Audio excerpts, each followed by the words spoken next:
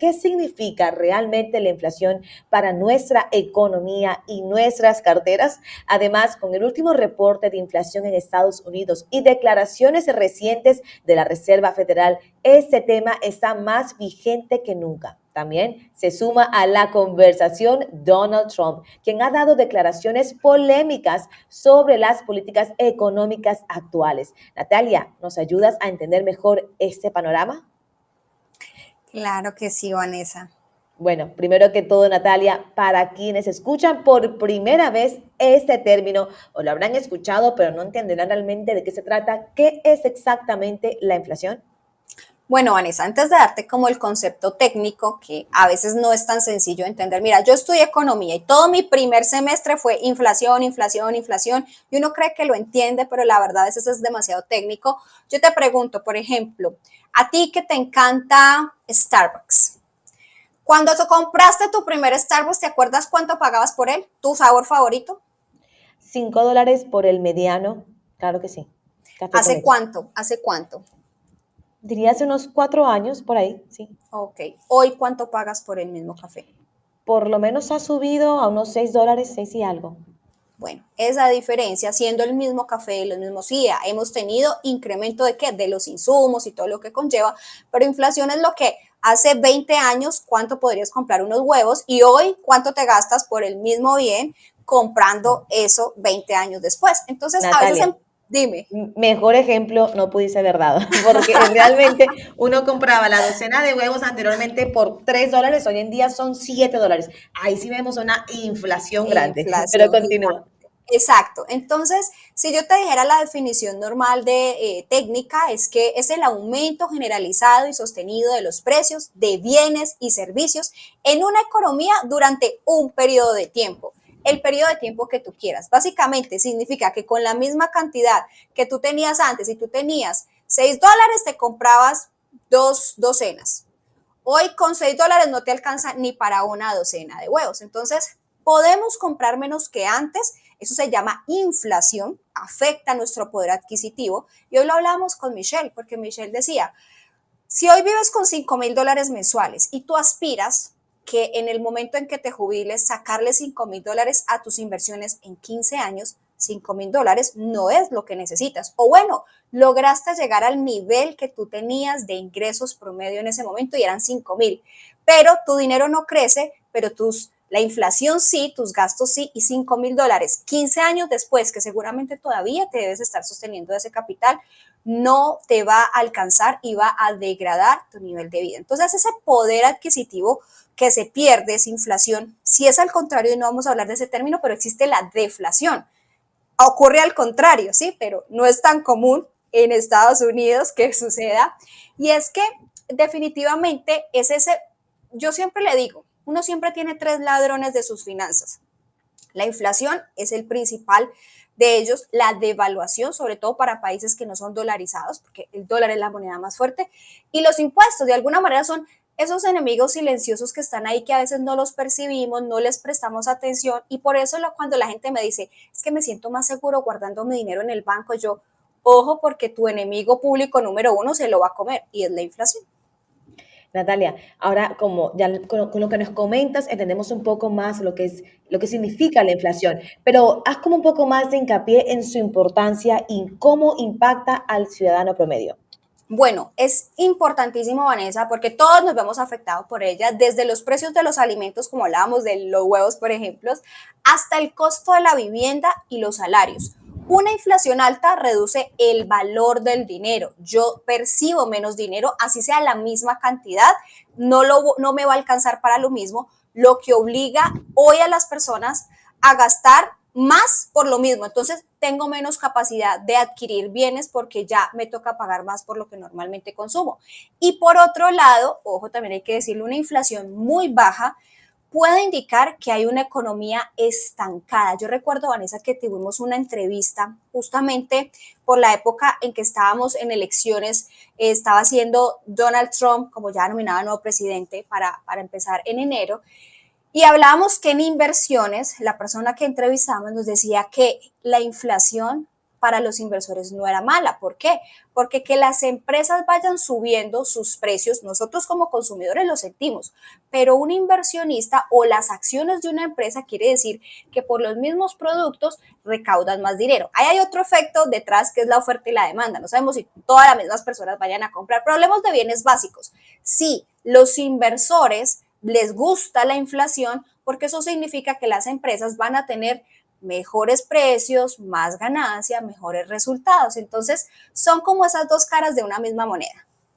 Y bueno, el reporte de inflación más reciente aquí en Estados Unidos mostró de hecho una ligera disminución en los precios. ¿Qué factores están detrás de ese movimiento que pues sí, por decirlo así, disminuyó en este caso ligeramente la inflación?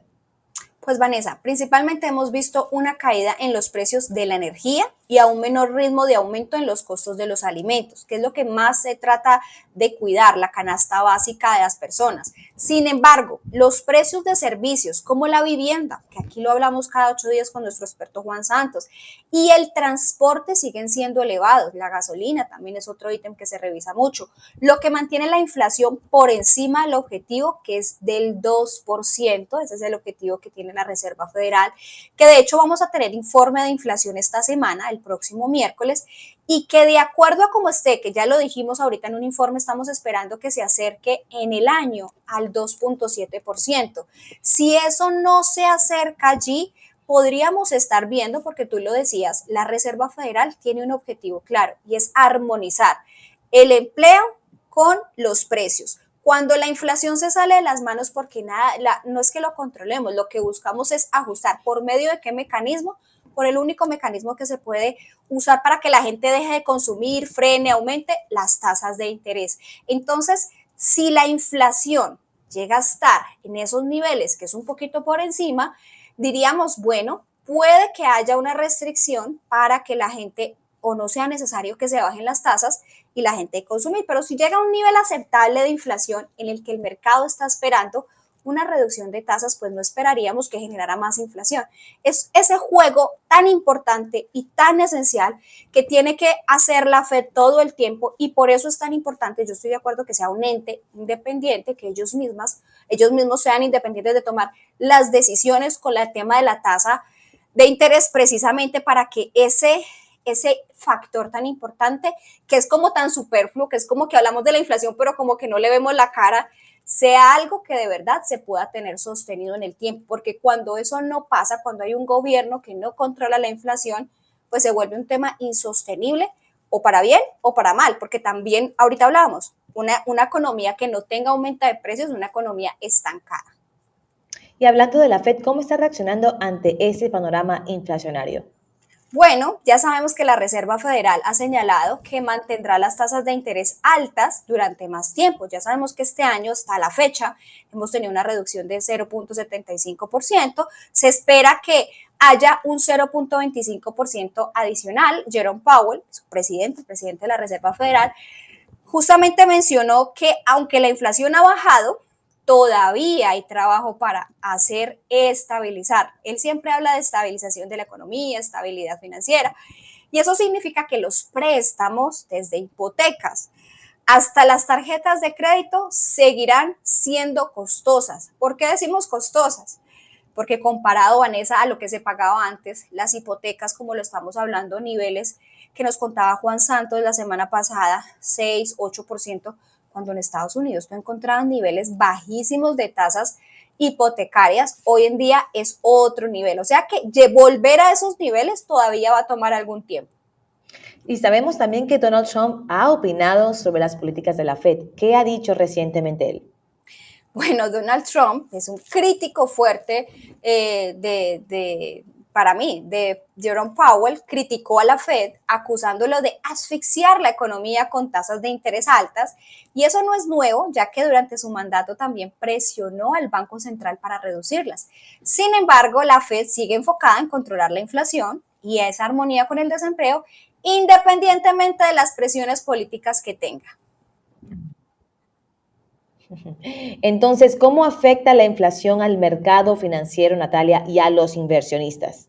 Bueno, la inflación puede crear volatilidad en los mercados, Vanessa, sin duda. Por un lado, empresas con costos de producción altos, pues pueden ver reducidas sus ganancias, si lo vemos desde el punto de vista de producción.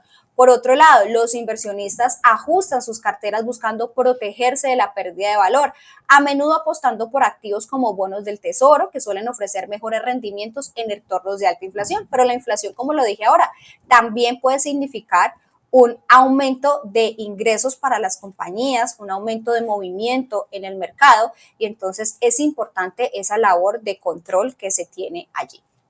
¿Y hay alguna relación entre la inflación y los movimientos corporativos, como por ejemplo lo que comentamos hoy como noticia temprano, la posible adquisición de Hershey por parte de Mondelez?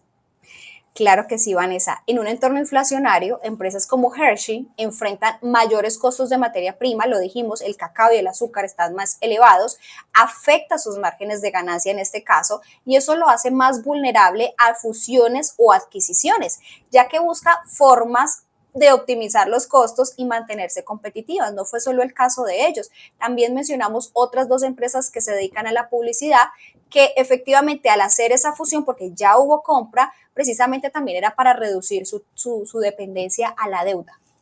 ¿Y qué pueden hacer en ese caso, ya hablando de lo que son las personas, para poder protegerse de los efectos de la inflación?